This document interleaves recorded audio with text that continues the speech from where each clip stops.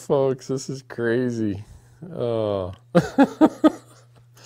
We have like a world-class blizzard going on in Bozeman today. And we can't get this thing to go live. And all of a sudden, after 12 minutes of, well, probably 35 minutes of troubleshooting, Marcus got it to go live. But right now, I don't see it live on my feed. How about you? We're on YouTube. We're on YouTube? Yep. All right, let me see if I can pull up YouTube then. Oh, we're live on live stream.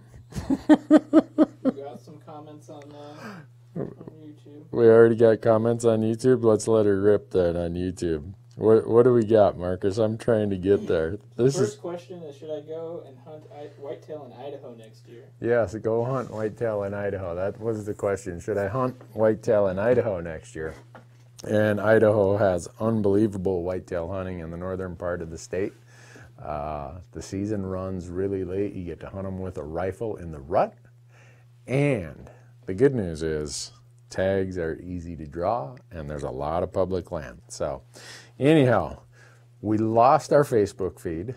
We probably lost some of our other feeds. So we're going with just live stream and YouTube feeds right now. Is that right, Marcus? As far as I can tell. All right. Merry Christmas, everybody.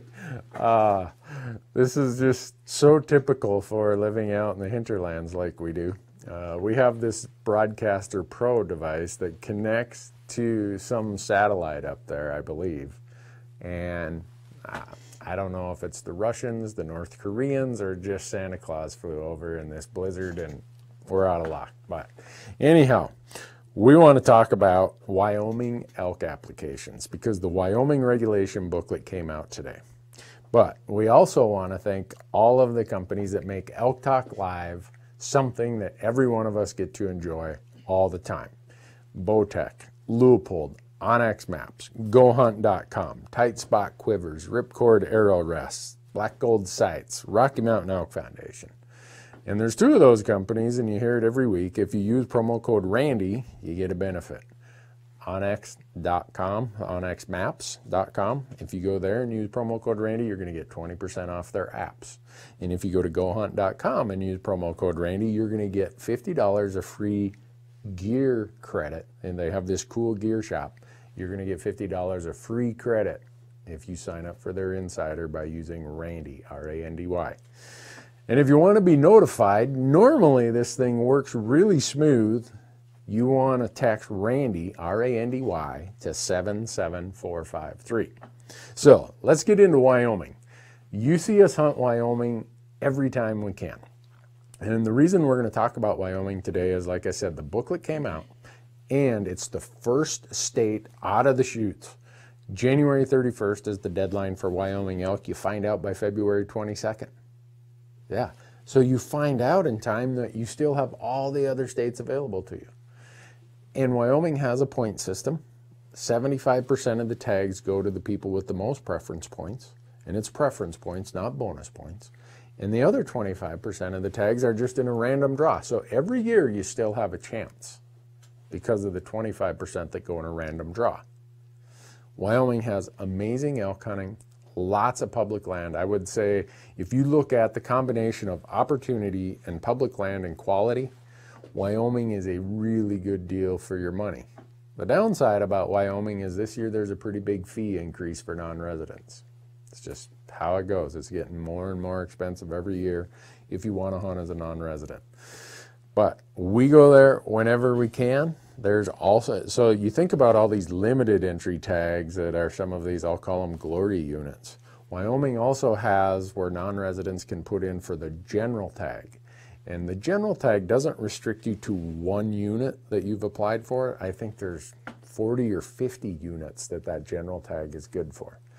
The other good part about Wyoming is you're applying for a tag, and in the regulations it always lists what the rifle dates are. Well, not all, but just about all of the units, you can come early and hunt with a bow from September 1st to September 30th. You just got to buy the archery stamp. There are a few units, mostly in the Bighorn Mountains, where the only way you can archery hunt is if you get a Type 9 tag, which is different than the type 1 tag. So the type 1 tags mostly are always rifle tags, and sometimes also let you hunt archery. The type 9, you're only there archery hunting. So that's a ton of information, I know, but I'm just trying to tell you, go to WyomingGameandFish.com. Even if you don't apply, Wyoming has a period, I think it starts July 1st and runs through the end of September. You can go and buy a preference point for the next year. So if you miss the deadline, it's not the end of the world. But you'll see that in our strategy, when we start doing these videos and we get into this in more depth, the idea is whatever your budget is, think about how you can allocate that and how you can apply for some of the earlier states so you get your money back in time to apply for some of the later states. You can get a lot of applications out there with a smaller budget if you do it that way. So, what do we got, Marcus? Anything there?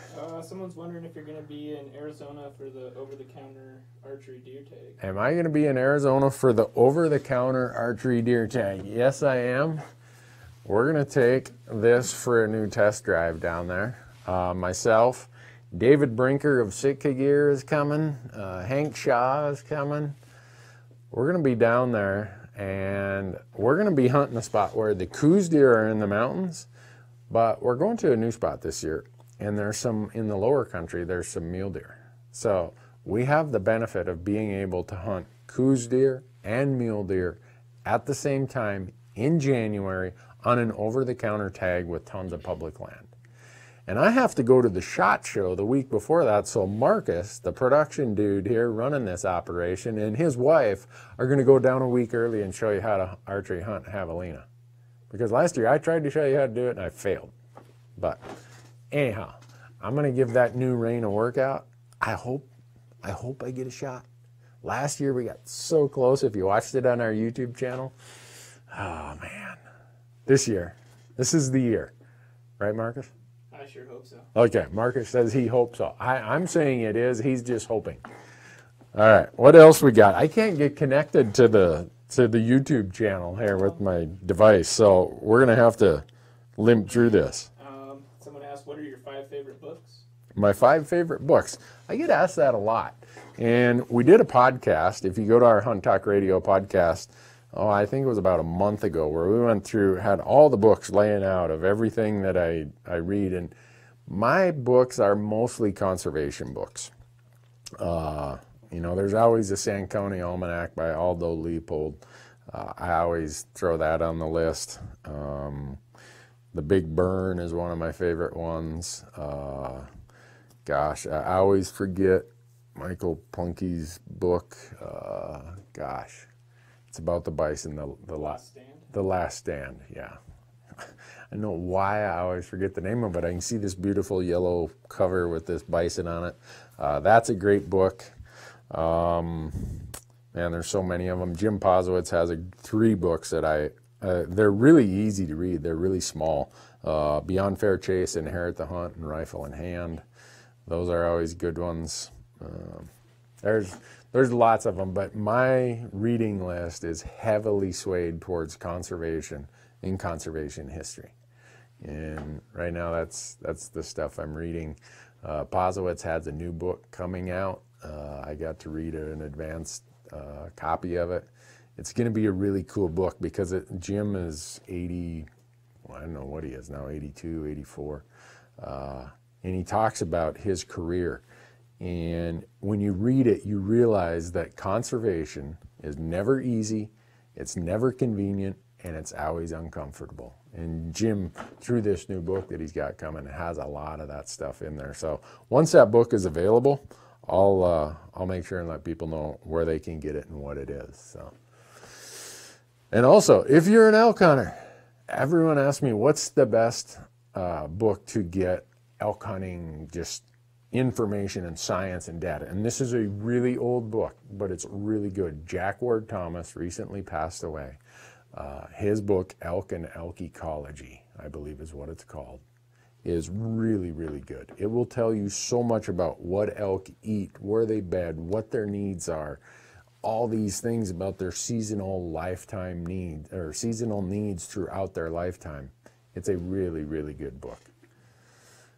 Have That was you- a long answer to a short question. Well, it's $5. 5, okay.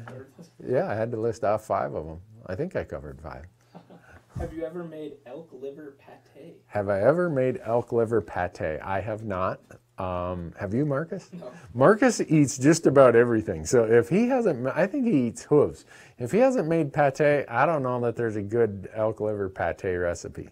One of my friends is a fanatic waterfowl hunter, and I've eaten his, and you're going to laugh, goose and duck liver pate. And I think he makes it out of their liver. I should ask Jack, what are you making this out of? But it's really good. But to answer that question, no, I haven't done it. So one thing, Marcus, are we going to go to Wyoming and fill my cow tag, or are we just going to let it rest? That's up to you. I haven't. So talking about Wyoming, sometime if you apply for certain of the any elk or bull elk tags, they convert to cow tags later in the season. So when Marcus shot his bull, we had the same tag. He shot a bull in September. We hit the road. We had to get out of there, go on other hunts. And now I'm still sitting on my tag, and starting like November 20th until January 31st, it's a cow tag. It rolls over from being a bull tag to a cow tag. So we're trying to figure out, if we get through the Christmas season, if we can go down and fill more freezer, right? Someone does have a Wyoming elk-related Oh, question. a Wyoming elk-related question. What do we got? So can a non-resident apply for a reduced price cow calf tag as well as accrue a preference point in Wyoming? Can a non-resident apply for a reduced price cow calf tag and also get a preference point for that year? If you make your first choice one of the choices that, well, let me think about that. That's a good question. I don't have that. I'm afraid I'm going to tell you the wrong thing. What most people do is they apply for, of course, but then you don't get it at the reduced price. I believe the answer is no. If you draw a tag of any sort, don't believe you can get a preference point. But let me look into that, and maybe next week I'll have the true answer. I'm going to lead somebody astray here, and they're going to count on what I said. And I'll tell you part of what it is. I'm not familiar with how the reduced price ones work. Well, I'm familiar with how they work. I never apply for them. So that's why I'm a little unsure of myself. So I know if you apply for it as your first choice, odds are you're going to get it. And you're not going to be able to buy a preference point that year. I do know that. So now someone's going to email me and say, no, you're wrong, Newberg. So what else we got? What are your predictions for the recovery of mule deer in southeast Idaho and western Wyoming after the 2016-17? Oh, my prediction for the recovery of mule deer in southeast Idaho and western Wyoming after one of the most brutal winters in my lifetime for that area, really knocked the mule deer herds down there. My prediction is pretty much like anyone else. It's going to be a guess, because all it's going to take is another bad winter, and whatever build back there is in the herds is going to, we're going to lose it. Normally, if you can go 4 years, 5 years without another really hard winter, they'll start coming back. You'll see really good numbers, because usually you lose all of that year's fawns, and a lot of the does abort the fawns. So you lose the fawns that were born the year before, and you lose the fawns that were in the gestation period. So you almost lose 2 age classes. So you end up, it's not until the next year that you really get a good crop of fawns, and then it takes 3 or 4 years for them to enter the age class that you're looking for. So I always tell people, once you get a really bad winter, if in the Rockies here, you need about 4 or 5, maybe even 6 years to get to that peak of where the good deer hunting comes back. And if they can go that long without another harsh winter, they should be able to do it. Following up, someone asks, do you know of any areas hit hard by the winter this year? Do I know of any areas that are having a hard winter this year? No, actually, right now, other than, who knows, this might be the start of it, right, Marcus? Out at my house right now, I've got snow drifts that are just crazy, and I've been, all day long I've been shoveling snow, but maybe this is the start of something. You never know. Usually it's best to look at that in late January or in February. Those are really the critical months. If you don't get a break then, it can be really, really tough. Colorado kind of escaped last year's harsh winter. There were some places that were tough, but if you're a mule deer hunter, maybe put Colorado on your map. Shh, but don't tell everybody. No, all the Colorado guys are going to be like, Newberg, shut up. Oh, I wish I could get some of these questions to show up on my phone. What am I doing wrong, Marcus? You gotta have the app. Oh, you gotta have a YouTube app? Yeah. Oh, I don't have a YouTube app. I just have a Dealy Bob shortcut thing here that says. It shows up on the computer too. But really? All right. it's not showing up on here. It's not showing up. But what's the next question? Do you have an all-around deer rifle caliber? Do I have an all-around deer rifle caliber? I do. I'm going to try this YouTube thing. For me, my all-around deer rifle caliber is probably my 7mm 08. But I've shot a lot of them with my 308. Oh, look at that! I do have an app on my computer. There you go. Man, what a country. What a country. Huh. But I lost it. All right. So 7mm 08 for deer. This year, let's see. This year, actually, I shot my deer with my 308 because I was letting someone else use my 7mm 08 at the time. And in my 308, I have my 165 grain Nosler partitions. In my 7mm 08, I use 140 grain Nosler AccuBonds. So those are my go-tos. What am I doing wrong here? All right. What are your favorite marinades for meat? Oh, my favorite marinades for meat. I can't tell you my wife's favorite or she'll divorce me. She's got a lot of reasons to divorce me, but that'd be another one. Here's a really simple one. Lowry's beef meat tenderizer. It's for beef, and it's Lowry's. Don't get the other kind. All it takes, I think, is 2/3 cup of water. I don't know what's in there, why it works so well, but it works the best of any over-the-counter marinade that I've ever used. So it's really, really good. All right. Oh, look at this. Live chat over here in the corner. Oh, there you go. Huh. I'm telling you, folks, I'm learning something new every day. How can it be that this is... All right. What else we got, Marcus? Had multiple...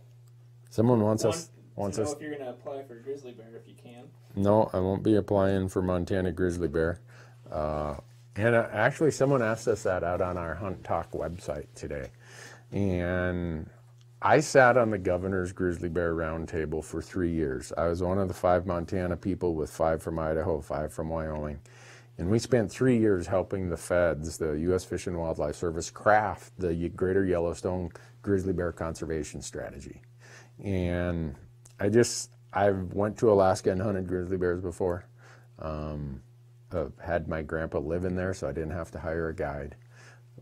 But it just, now that I've done that, there are people who are really passionate about it, and I want them. I would rather someone else who hasn't ever done it before to get the tag and go do it. So you won't have to compete against me in that, and it's not at all an issue that I have a problem with it. In fact, when I sat on the governor's Grizzly Bear Roundtable, I pounded the table saying one of the requirements, one of the expectations is when the states get control there, it is expected that they will use hunting as one of the management tools. So I'm all about it. I just hope the states do it right. I hope they make it more of a backcountry experience, and I guess we'll see how it goes. If the lawsuits ever unwind. I mean, that's the thing that happens, is this will be litigated for years and years and years. So I wouldn't, if I was thinking about applying, I wouldn't get too excited, because there's all kinds of safety nets and thresholds of how much human-caused mortality is allowed under that plan. Human-caused mortality is garbage bears, problem bears, bears run over in the park. You'd be surprised. We live near Yellowstone here. How many bears are hit by vehicles? So once the human-caused mortality is calculated as a percentage of the population and a percentage of the subquota of the female population, only then will there be any allowed hunting as additional human-caused mortality. So don't get your hopes up that there's going to be a lot of it. So, Randy, are you ever going to hunt waterfowl? We were just talking about that, weren't we, Marcus? Yeah. So here's the deal. People know that I'm like the nuisance animal removal guy here, beaver and muskrats. So a guy called me last weekend and said, hey, will you come out and get rid of these muskrats that are ruining the banks on this spring creek that I just worked so hard to get restored? And when you're out here, will you shoot some ducks? Yeah, I think we can do that, can't we, Marcus? Yeah. So we will probably be doing some waterfowl hunting. Season closes in Montana January.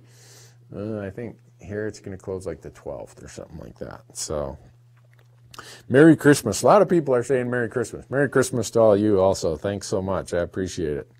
What else we got, Marcus? I'm scanning through a whole bunch of these. Am I in Bozeman right now? Yeah, I am. It's snowing like crazy. Are you ever going to come to South Dakota to hunt? You know, I keep thinking about that. South Dakota is one of the latest applications that we have. I did an archery mule deer hunt in North Dakota in December in season 2 of On Your Own Adventures. It's the coldest hunt I've ever done in my life. I'm never going back to North Dakota, western North Dakota, in December when it's 15 below and blowing 25 miles an hour. Never. So hopefully if I go to South Dakota, it's not going to be that brutal. But I've not been there. It's always on my list. It just seems that when their application comes later in the year, we've already got all of our tags that we need. And so I end up not even applying in South Dakota. So, let's see. What else we got, Marcus? What are your thoughts on Aquamira drops for water purification instead of filtration? Aquamira drops for water purification instead of filters. I carry them in my pack. They're in my emergency kit. We've had to use them before. 2 years ago, we were in New Mexico. We were with Bruce Pettit, CEO of Leupold Optics, and he shot a bull down in this canyon, and we ran out of water. Fortunately, there was a little, just like a stream about that wide and about that deep trickling through there. And with my Aquamira tablets, we were able to treat water. It didn't taste that great, but we were able to treat it and nobody got sick. I always carry that in my emergency kit in my pack. I prefer filters way over the Aquamira stuff though. So, does cow hunting experience equal bull hunting when I draw one? Yes, go and hunt cows. You're going to learn a lot about elk hunting by hunting cows. I mean, just so many parts of it. The field processing, how they behave, how big they are, what you're dealing with when you have one on the ground, the public-private landscape, knowing how to read maps and property boundaries, learning how elk use thermals and use the landscape. So there's a lot to be learned about elk hunting by hunting cows. And I'm of the opinion that any elk is a trophy, from a cow all the way up to the biggest bull. So if you shoot one, you should be proud, eat it, enjoy it, and come back and do it again. All right, what do you got, Marcus? Someone who is 51 years old and new to the West, should they play the point game or just go over the counter? How old? 51. Someone 51 years old and new to the West, should they jump in and start buying points and playing the point game in these Western states, or should they just go over the counter? They should do both. You should be building points in Colorado, in Wyoming, in Arizona, and then go over the counter in Colorado, maybe in Montana. where Idaho, wherever you can, and be building points in some of these states if your budgets allow. And then it doesn't take 4, maybe 5 points in some of those states. I mean, we were just in Arizona this fall, right? 4 points. I drew a rifle elk tag in the rut with 4 points. So I say jump in and do it. And the place where you're going to get the most benefit for your points, Arizona and Wyoming, Colorado, followed by Colorado. And do both. That's what I'd say. If your budget allows it, do both. I'm 53, and if you took all my points today, I'd still be in this point game. So, all right. Have you ever run into a grizzly bear while hunting? Have I ever run into a grizzly bear while hunting? Yes, twice. This is a good one. I'm glad someone brought this up. So we did a video. Do we have our bear spray here, Marcus? Yeah. We did a video about bear spray. And a lot of guys give me grief. Well, I can't believe you trust bear spray. I'm using a handgun. All right, right here. So it's both times when I ran into grizzly bears, I was archery hunting, and it happened so fast that if that bear, both of them decided to go the other direction, but it happened so fast, and it's not like they say, hey, I'm here, and they give you time. It's thick stuff. It's coming around the corner or the rise in a trail. And both of those bears, if they would have decided to come after me, there's no way I could have drawn a handgun. I would not have had time. I would have been left somehow struggling, trying to defend him while he's on my head. And your first instinct is to go like this and talk to guys who've been attacked by grizzly bears. I've talked to quite a few of them. When you do that, the first thing the bear does is bite your arm off, and they break your arm, ruin your tendons, and there's your handgun shooting hand. This is a really close range weapon and a deterrent. I don't carry a handgun when I'm hunting in grizzly country. I carry this pepper spray. And all the studies show, and some people even question me, I don't even think there are studies. Yeah, there are studies. They show that pepper spray, bear spray, is a greater deterrent than a handgun. The other thing they show is that, I can't remember what it was, but like 20 or 25% of the events where someone tries to fend off a grizzly bear, one of the people, either the person getting attacked or one of the bystanders, ends up getting hurt by the discharged firearm. And so it is a risky take, and for the people who think, well, I'm really good with a handgun, and when he comes, I'm going to shoot him. Well, guess what?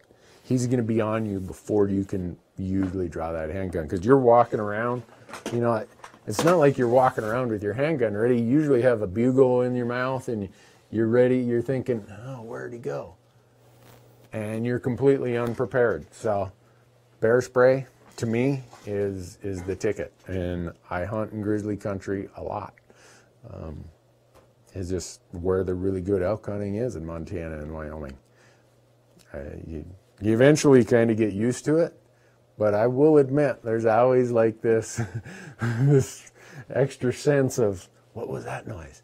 And when grouse fly out underneath your feet, so there's nothing that will get your blood pressure spiked than seeing a fresh grizzly track in the trail, and you walk down into some brush and up flushes a rough grouse or a blue grouse. That is grounds for shooting that grouse, besides the fact that I shoot them all because I like to eat them. But all right, what else we got, Marcus? Are there any good over-the-counter rifle hunts in Montana? Are there any good over-the-counter rifle hunts in Montana? Are they asking elk or deer? I assume elk. Marcus is back there saying, no, don't tell him, don't tell him. Yeah, there are some, but you really got to work at it. Here's what happens in Montana, and this is why I say Montana is a better archery state for over-the-counter general tags than it is a rifle tag. The high country in the west is usually the Forest Service, the public land, and that's where the cows are in September. There's still good feed up there. Well, if the cows are there, that's where the bulls are going to be. As quick as the feed dries up, the rut's over, hunting pressure and weather move the cows lower, the valleys are mostly private land. And that is when rifle season opens. Not all the elk are on private land, but I'm just telling, I want people to have a reasonable expectation. you're going to see way more elk on private land in the rifle season than you will in the archery season. So other states, there are some states where they don't have as much private land as Montana does. But if you're going to come and hunt Montana, there are some good places over the counter, whether rifle or bow. Just understand you're going to have a lot more hunting pressure in rifle season, and you're going to have a lot fewer elk that all those hunters are looking for.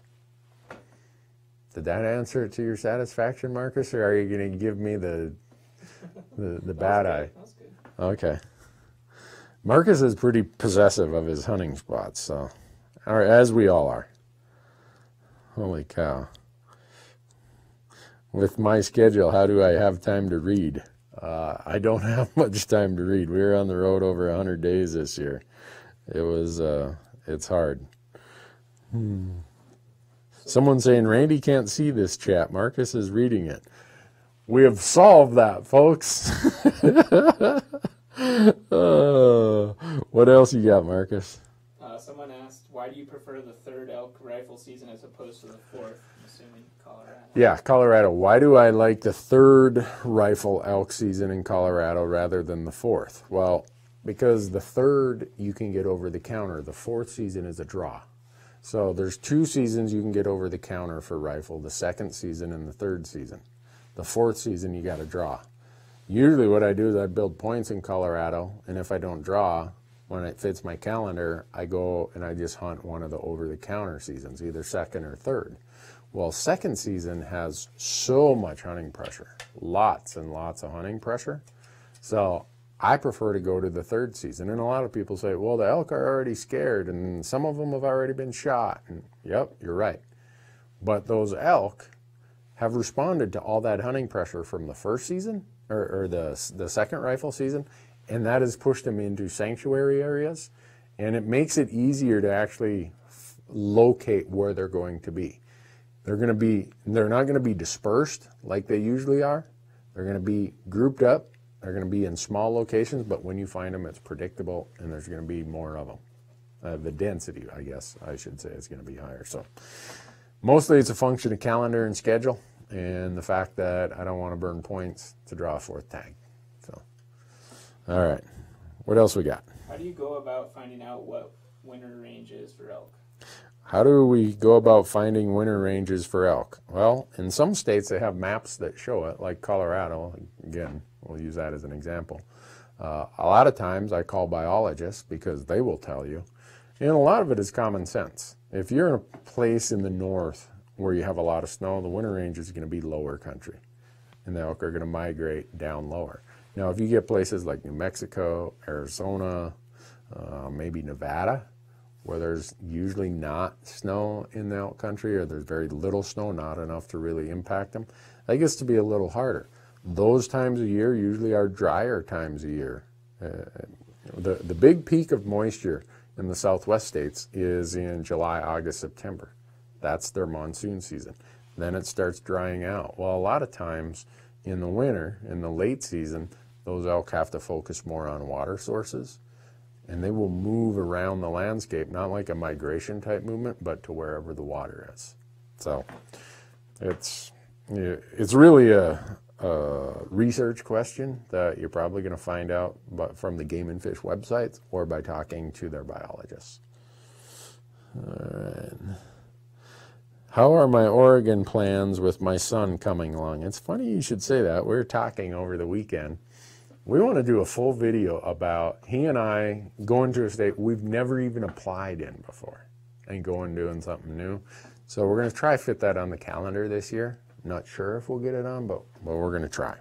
So it's coming along, but not well, Oregon deadline isn't here. It'll be here in a couple months. So when are you hunting oryx down here in New Mexico? You know, I used to apply there. Oryx are an introduced species that New Mexico has free range hunts for oryx. Yeah, that's cool. But our show is all about native species and native landscape. So we've kind of crossed oryx off the list. Not because I don't want to go hunt them. Before we started the TV show and these platforms, I used to apply all the time, but I never drew. So the odds are you're probably not going to see us down there because they're not a native species. We want to tell conservation stories about native species and native landscapes. So, have I ever hunted near Flagstaff, Arizona? A lot. If you go to our YouTube channel right now, there's an Arizona elk hunt we just filmed, what, 2 months ago, Marcus? That's filmed outside of Flagstaff. Thanks for all the great Christmas wishes. This is so nice of people. Man, Merry Christmas to all of you. Hey, Randy, how do you pick your hunting units in Nevada? Well, let's talk about that. Nevada gives you 5 choices, right? And again, we're going to do videos on this, every one of these states, and you're going to see how I use 2 main resources. onX Maps, because it shows me the public-private land, and then GoHunt.com, their insider service. I use those. I have one up on each of my, I've got the double screens here. And so in Nevada, they look at all 5 choices before they go on to the next person. Well, my first choice is like swing for the fences. If somehow my lucky number came up, man, I'm going to have a great hunt. My second choice is pretty much a swing for the fences. My third choice, pretty average odds for whatever point level I'm at. And then it just gets, my last choice, I just want to go. So my last choice, it might be archery, because let's use mule deer. The rifle tags are the hardest to draw, followed by the muzzleloader, and then the archery are the easiest to draw. So in deer, I'll usually make an archery choice as my last choice. You can mix and match choices by weapon type in Nevada. So my strategy is really tough as my first 1 or 2 choices, a little bit easier as my third choice, fourth choice, getting even easier draw odds, and my 5th choice is please just let me go. Let me come to Nevada. So I use that same strategy, whether it's deer, elk, antelope, desert bighorn, all the above. So I can't say that, oh, you got to have this unit or you got to have that unit. For me, I just want to go. So I know if I can get to a unit with a decent amount of public land and we work hard and we scout, we do all of our advanced e-scouting or desk scouting as I call it, we'll find some animals. So, oh, let's see. What else we got, Marcus? Gosh, I just got this itty-bitty little box I'm trying to read these from. I'm sure there's a way to make this bigger. Do you have a dream hunt planned for 2018? Do I have a dream hunt planned for 2018? Boy, we've been talking about that, haven't we? Gosh, it's going to depend on what tags I draw. So I'm going to apply for some dream hunts. I'm getting really high up the stack of Utah bison points. There aren't too many non-residents with more Utah bison points than I have. So that would be fun. I've drawn bison in Montana and shot a bull. I drew bison in Wyoming, a cow bison, and it was a tough year and I didn't shoot one. That might be a dream hunt. And I always do moose, goat, and sheep in Montana. Those are always dream hunts. And I do sheep applications in all the other states. But following up on that, someone just asked, how long have you been applying for sheep and have you ever drawn a tag? Oh, so Marcus said someone followed up with a question of how long have I applied for sheep hunts and have I ever drawn a tag? I've applied in Montana for 26 years for sheep. I've never drawn a tag. I have almost 20 points in Arizona and Nevada, and I've never drawn a tag. I've applied in New Mexico. I've applied in Colorado. I've applied in Wyoming. I've applied in Idaho. I've never drawn a sheep tag. But let's think about it. The odds of drawing a sheep tag are so slim in the lower 48 that if you do draw in your lifetime, you've really beat the odds. It's just reality of life. So don't count on seeing me on a sheep hunt. But we did one this year. We went to Nevada. Our buddy Mike Spitzer had the tag, and we filmed it. It was a great hunt. I thought, don't you, Marcus? Oh, yeah. Yeah, Mike shot a really, really nice ram. So it was a ton of fun. Ooh, someone asked if we're going to hunt any Mearns quail when we're in Arizona. I hope so. That's the idea. Buddy Wade and what's his dog's name? Shiloh. Yeah, he has got the best dog in the world. Man, she's just, oh gosh, she's so good. Okay, have I ever hunted so back to sheep. Why are we talking so much about sheep? A lot of sheep questions today. So Montana has, and the question is, have I ever hunted any of the unlimited bighorn sheep units in Montana? We have 4 or 5 units where anyone can apply and you're guaranteed the tag. But they are such tough units. And they have a quota, usually 1 to 2 rams, and that quota fills and it's closed. And there's a reason why they can give away an unlimited number of tags there. The terrain is that bad. And since I've always been building points, I don't want to burn my points in Montana on a tag that I could get every year as an unlimited tag. So I've not done it, and I probably never will. I'm getting too old.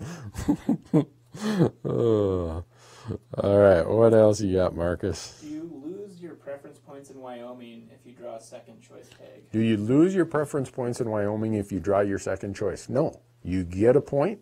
You only lose your points in Wyoming if you draw your first choice. Now, some states, like Arizona, you lose them if you draw your first or second choice.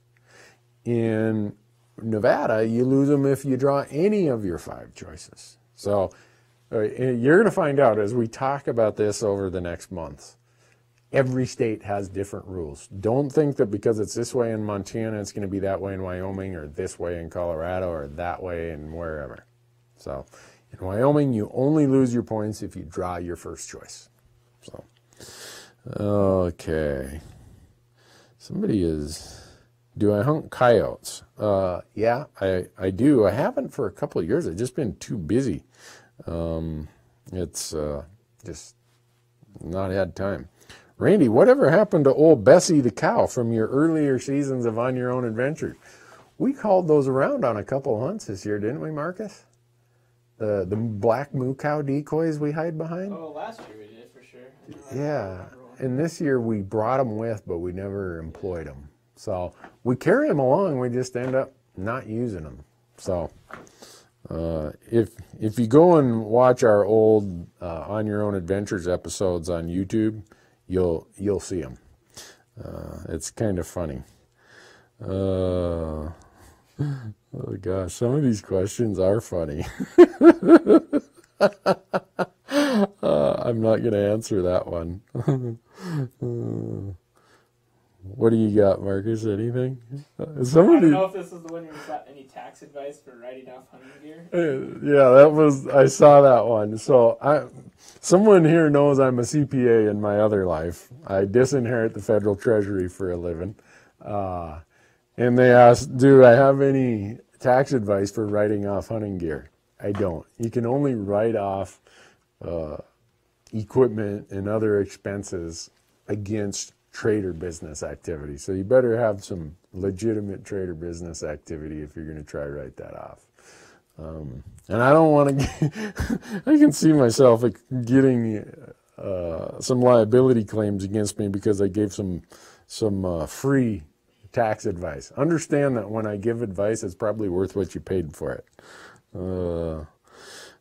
Where am I pronghorn hunting this year? Boy, I don't know, but I hope everywhere. I think we have enough points I should draw in Wyoming.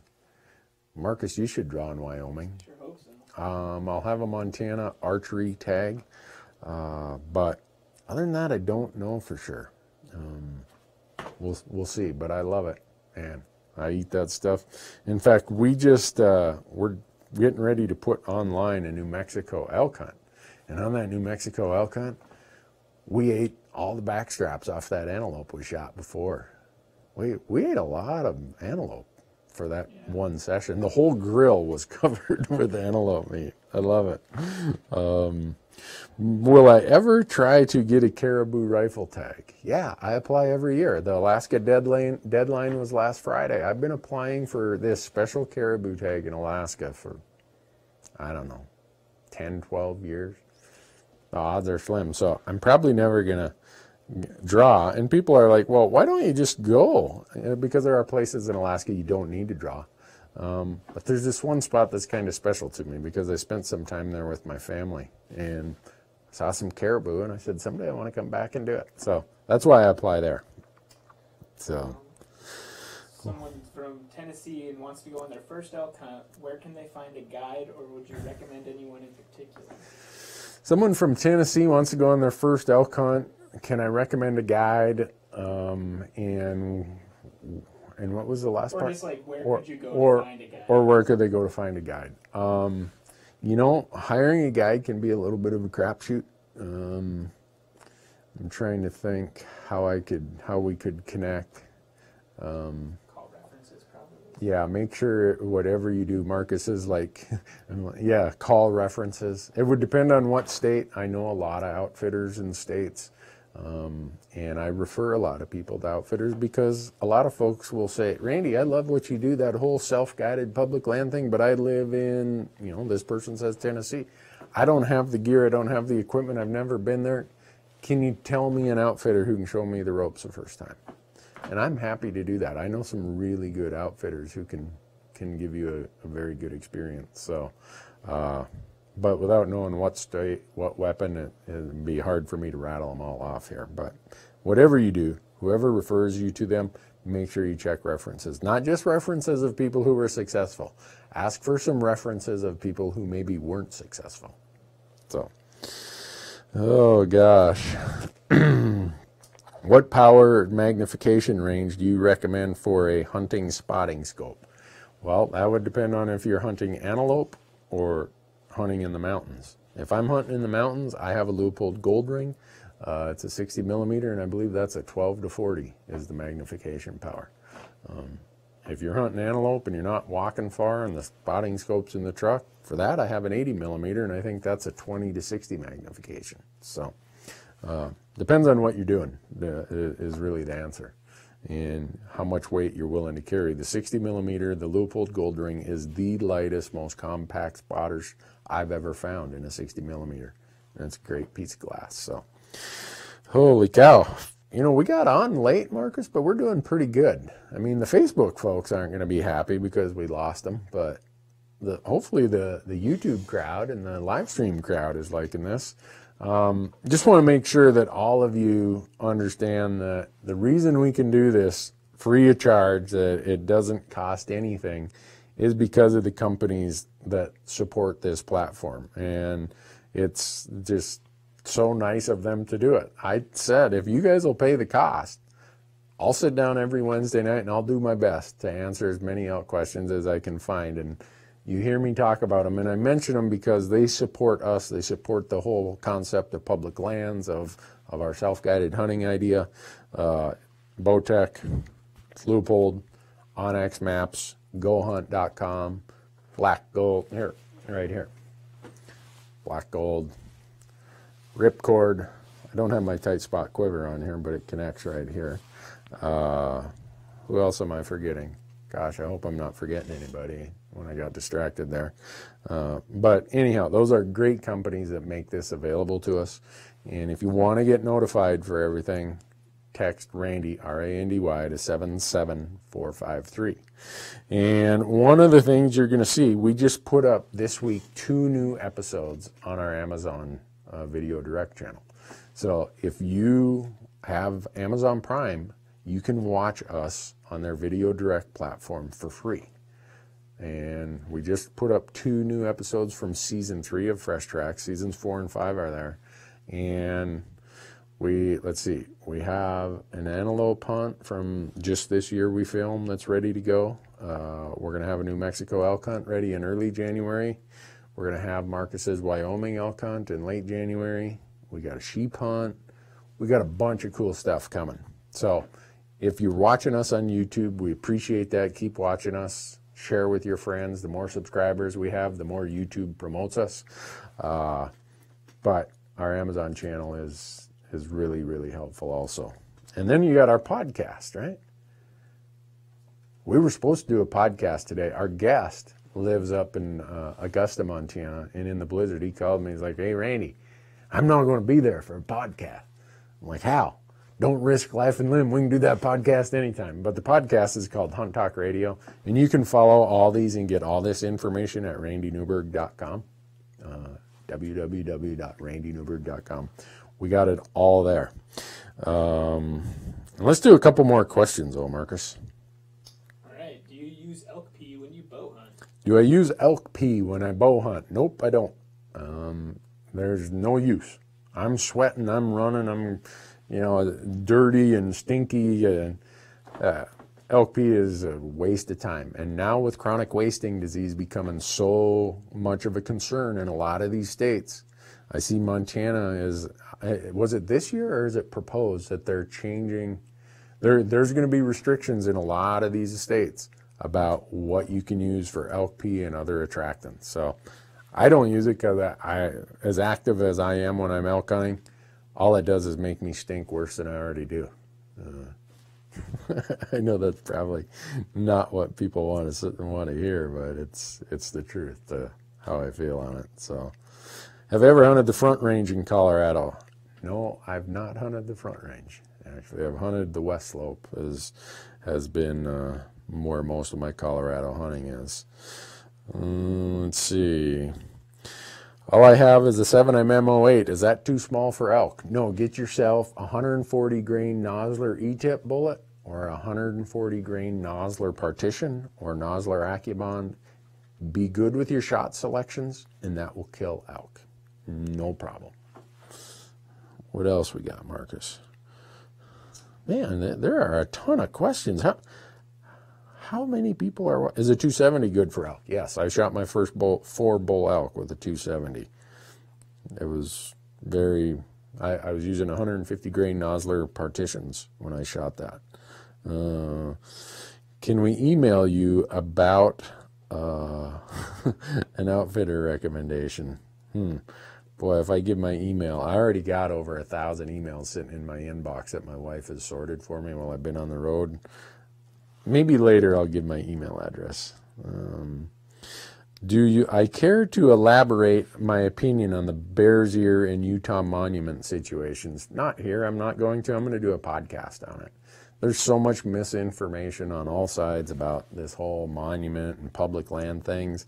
I posted some stuff on my Facebook page the other day, and it's like, wow, there's a lot of people who have formed opinions without having a lot of research and good information in front of them. So I really want to do a podcast about it where we can spend 2 hours getting into it and talking about a lot of things that just are pertinent to the issue. And hopefully that'll cover it, because since the decision came out, there's always been questions on here, and I just don't want to distract this Elk Talk Live from the real intent of what we have here is to give elk hunting information. So let's see. Am I planning to hunt in the Four Corners area anytime soon? Let me think. Maybe if Utah gives me a bison tag. I hunted New Mexico mule deer in Unit 2B. I've never hunted the south, like far southwest corner of Colorado. And I've not hunted the far northeast corner of Arizona. So odds are I probably won't be there anytime soon. So, oh, Randy, what grain bullet would you recommend for a 300 Win mag for elk? I have a 300 Win mag, and I shoot 180 grain Nosler AccuBonds out of that. And it kills a lot of elk. I've also used their 180 grain E-tip. That is like serious medicine. If you saw on our YouTube channel, my son, Matthew, he shot his moose with that 300 Win mag. He's using 180 grain AccuBonds. We've used that for elk with the 180 grain E-tip from Nosler. Whew, that penetrates. I mean, we've hit elk right on the shoulders, and it went completely through both shoulders. I'm like, holy smoke. So for me, I've had my best combination of accuracy and performance with the 180 grain. Make sure you try different things in your rifle. Your rifle might prefer 200 grains instead of 180. So, oh boy. Do I carry a sidearm for protection while bow hunting? No, I don't. I've never felt the need to. And besides that, if you've ever seen me shoot a sidearm, you would know that I'm probably in greater danger than whatever I'm trying to defend myself from. So, you got a last one, Marcus? You got a really good one that you've been waiting on?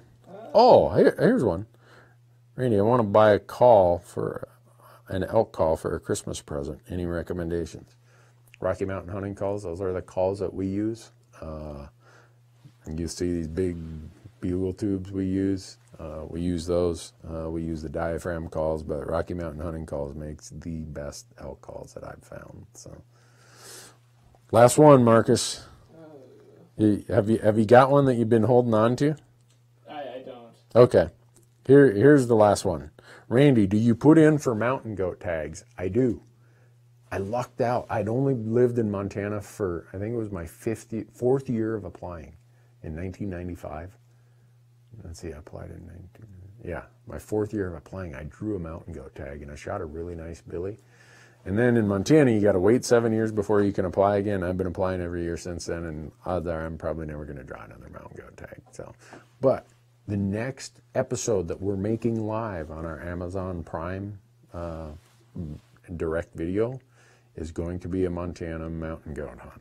So go to Amazon Prime, go to Video Direct, and type in Randy Newberg Fresh Tracks, or Leupold's Fresh Tracks with Randy Newberg, and they'll all come up. And the next one we're making live, I think we're going to make it live on Christmas Day or sometime next week, is going to be a Montana mountain goat hunt. And Marcus is smiling. What's going on here? There's one more question. Okay. If I give my math teacher some jerky from my elk, do you think he'll give me extra credit? If I give my math teacher some elk jerky from the elk I shot, will he give me extra credit? If he doesn't, I'd go and talk to the school board or the principal or the superintendent and say, hey, we got to do something with this guy.